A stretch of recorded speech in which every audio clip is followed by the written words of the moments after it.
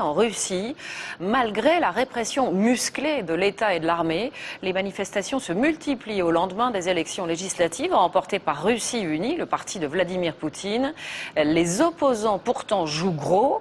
Hier soir encore, plusieurs centaines d'entre eux ont été arrêtés à Moscou et à Saint-Pétersbourg. Correspondance sur place, Alban Mikosi, Bruno Vignet. Poutine vore, textuellement Poutine voleur. Cette fois-ci, le Premier ministre est visé personnellement. Hier soir, quelques centaines de citoyens se sont rassemblés dans le centre de Moscou pour crier leur colère après la publication des résultats des élections.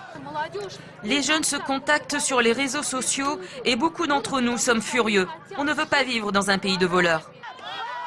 La manifestation ne durera que quelques minutes, le temps pour les policiers d'arrêter massivement les opposants.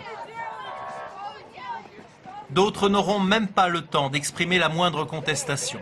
Boris Nemtsov, ancien Premier ministre de Boris Yeltsin, est cueilli à la sortie du métro. Depuis dimanche, la police affirme avoir arrêté un millier de personnes, très rapidement jugées.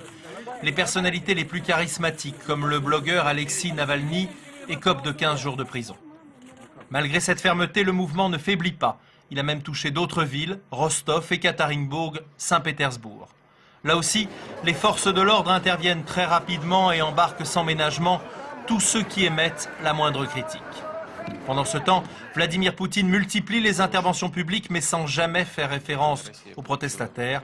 Pour lui, les élections ont été remportées par Russie Unie, c'est tout. Arrestation par centaines, condamnation quasi systématique, le pouvoir a décidé de tuer dans l'œuf le mouvement de protestation en utilisant une technique classique ici, le recours à la force.